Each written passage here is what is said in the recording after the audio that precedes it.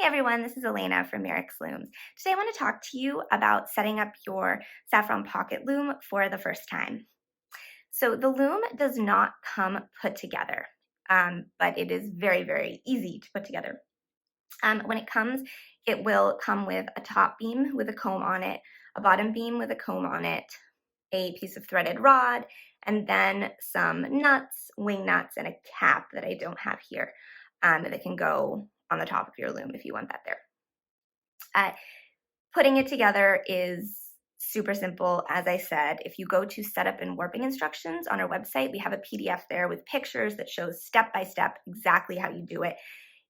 You can see how easy it is. You take the rod, you put your nuts on, you slip on your beans, then you put on your other nuts basically. But one thing that I do want to emphasize is tightening the bottom beam, the nuts on the bottom beam. Now, in a pinch, you could do this without any tools. We recommend using at least a wrench, and ideally 2 wrenches to really get this bottom beam tight so it doesn't move around at all. So what you do is first tighten this cap nut at the bottom using a wrench, and then hold that with that first wrench and tighten this second nut with another wrench. And if you do that, you can make this bottom beam super, super, super tight. So you can't move it at all, so it can't turn at all. If you tighten this one first on the top, then that can cause the beam not to be able to tighten very well. And if you do use just one wrench, it should work, it should be fine, but 2 will just make it that much tighter.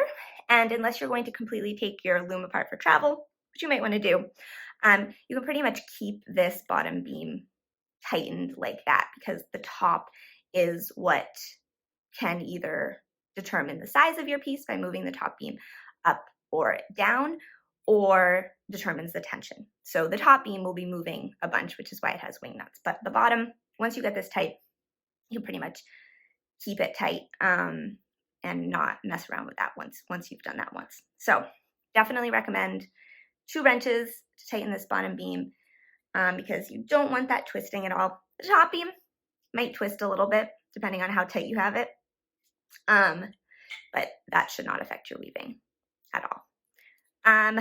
Yeah, so that setup, again, very easy. Definitely refer to those PDF warping instructions that we have on our website because the pictures are very helpful and very clear. And as usual, if you have any questions for us about the setup of this loom, please let us know. Enjoy.